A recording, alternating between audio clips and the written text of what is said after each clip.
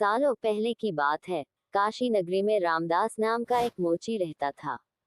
वह काफी नेक दिल इंसान था। हर किसी की मदद के लिए हरदम तैयार। उसके पास कोई भी मदद मांगने के लिए आए तो उसे उदास होकर नहीं लौटना पड़ता था। एक दिन मोची रामदास रोज की तरह अपना मोची का सामान लेकर अपनी दुकान में बैठा हुआ था। उसके पास एक ब्राह्मण आया और अपना जूता सिलने के लिए दिया। जूता सीलते हुए रामदास ने ब्राह्मण से पूछा, आप कहाँ से आए हैं? ब्राह्मण देव ने जवाब दिया, मैं कावेरी तट से यहाँ गंगा माँ के दर्शन करने और नहाने आया हूँ। एकदम से मोची रामदास ने पूछा, क्यों, आज कावेरी नदी में पानी खत्म हो गया है क्या? ब्राह्मण ये बात सुनकर हैरान हो गया। उसने रामदास से कहा, तुम गंगा तट पर रहते हो और ऐसी बात कर रहे हो। क्या तुम्हें गंगा माँ का महत्व नहीं पता? क्या तुम कभी वहां स्नान और दर्शन के लिए नहीं गए? रामदास ने जवाब दिया, न मुझे महत्व पता है और न मैंने कभी वहां स्नान किया है। रामदास आगे कुछ बोलता कि उससे पहले ही ब्राह्मण देव ने कहना शुरू कर दिया, गंगा तट पर रहकर ना गंगा की शक्ति का पता है और ना कुछ और। तभी तो तुम्हारे भाग फूटे हुए हैं। उसके बाद ब्राह्मण ने रामदास को गंगा माँ की महिमा सुनाई। ब्राह्मण की बातें सुनने के बाद रामदास ने कहा, अपना मन साफ हो तो हर तट का पानी गंगा है। इतना कहने के बाद रामदास ने जल्दी से जूता सिला और ब्राह्मण से कहा, आपका जूता ठीक हो गया है। अब गंगा किनारे जाते हुए क्या आप मुझ पर एक एहसान करेंगे? ब्राह्मण देव ने कहा, जरूर, बताओ क्या करना है।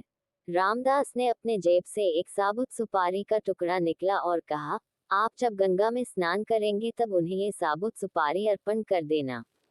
ब्राह्मण देव ने रामदास के हाथ से वह सुपारी ली और गंगा के किनारे जाने लगे। वहां स्नान करने के बाद ब्राह्मण देव ने हाथ में सुपारी लेकर गंगा माँ को पुकारते हुए कहा, माँ, ये रामदास ने आपके लिए भेजा है, इसे स्वीकार कीजिए। इतना कहकर ब्राह्मण देव ने उस साबुत सुपारी को गंगा में बहा दिया। थोड़ी ही देर में गंगा में एक हाथ बहते हुए आया और ब्राह्मण के पास रुक गया। उस हाथ में एक सोने का एक कंगन था। उसी समय एक आवाज आई, मेरी तरफ से यह कंगन रामदास को दे देना। गंगा माँ की तरफ से रामदास के लिए सोने का कंगन आता देख ब्राह्मण हैरान हो गया। दंग ब्राह्मण ने कंगन को हाथ में उठा लिया। कंगन हाथ में लेते ही ब्राह्मण के मन में लालच आ गया। उसने सोचा कि मैं ये कंगन रामदास को नहीं दूंगा। आखिर रामदास को पता ही कैसे चलेगा कि माँ गंगा ने उसे कंगन देने के लिए कहा है। इस सोच के साथ ब्राह्मण आगे बढ़ने लगा। कुछ दूर जाते ही उसके मन में हुआ कि अगर मैंने ये कंगन बेचा तो पूछताछ होगी और मुझ पर चोरी का इल्जाम लग सकता है। मैं सीधे ये कंगन राजा को देता हूँ, वो खुश हो जाएंगे और इनाम भी देंगे। इसी सोच के साथ ब्राह्मण सीधे राजमहल पहुंच गया। वहां पहुंचते ही राजा को प्रणाम करके उस ब्राह्मण ने उन्हें कंगन भेंट कर दिया।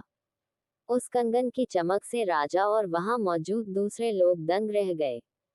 राजा ने कहा, ब्राह्मण देव, ये कंगन देखकर तो लग रहा है मानो ये स्वर्गलोक का है। राजा ने वह कंगन अपनी पत्नी को दे दिया। पत्नी ने जैसे ही कंगन पहना वह खुश हो गई। तभी राजा ने ब्राह्मण से कहा, यह एक कंगन है, मुझे इसका दूसरा जोड़ा भी चाहिए। रानी दोनों हाथों में ये कंगन पहनेंगी तभी उनकी शोभा और बढ़ेगी। ये सुनते ही ब्राह्मण के पसीने छूट गए। राजा ने तुरंत पूछा, क्या हुआ, आप परेशान क्यों हो गए? ये कंगन चोरी का तो नहीं है न? तुरंत ब्राह्मण ने जवाब दिया, नहीं नहीं राजा साहब, ये चोरी का नहीं है। तब राजा बोले, ठीक है, आप आज शाम तक दूसरा कंगन लाकर मुझे दे दो, तभी मैं मानूंगा कि यह चोरी का नहीं है। जी राजा साहब, कहते हुए घबराया हुआ ब्राह्मण राजा के दरबार से निकल गया। राजा ने अपने कुछ सिपाही ब्राह्मण के पीछे लगा दिए ताकि उन्हें कंगन का सच पता चल सके। राजमहल से निकालकर ब्राह्मण सीधा रामदास के पास गया। उसने गंगा माँ द्वारा दिए गए कंगन, उसके मन के लालच और राजा की फरमाइश सबके बारे में रामदास को बता दिया। उसके बाद रामदास से पूछने लगा कि दूसरा कंगन कैसे हासिल होगा। रामदास ने ब्राह्मण की सारी बातें सुनने के बाद अपनी दोनों आंखें बंद कर ली। उसके बाद रामदास ने हाथ जोड़कर गंगा मां से ब्राह्मण को बचाने की विनती की। 1 मिनट के बाद रामदास ने अपने सामने रखी एक बाल्टी में हाथ डाला और उससे वैसा ही कंगन निकाल लिया। ब्राह्मण ये देखकर हैरान हो गया। उसका पीछा कर रहे राजा के सिपाही भी यह चमत्कार देखकर दंग हो गए। ये सब देखकर वो सीधे राजा के पास पहुंच गए और उन्हें सारी बातें बता दी। इधर ब्राह्मण भी रामदास को धन्यवाद कहकर कंगन लेकर राजमहल निकल गया। वहां पहुंचते ही ब्राह्मण ने राजा को कंगन दे दिया। राजा ने उससे कुछ नहीं पूछा और चुपचाप कंगन ले लिया। कंगन लेने के बाद राजा खुद अपने सिपाहियों के साथ रामदास की दुकान पर गए और रामदास को गंगा मां की भक्ति के लिए इनाम दिया। कहानी से सीख: इंसान सिर्फ दिखावा करके कुछ हासिल नहीं कर सकता। भक्ति, मान सम्मान सब दिल से होना चाहिए। Like, comment, share, subscribe. देखने के लिए धन्यवाद।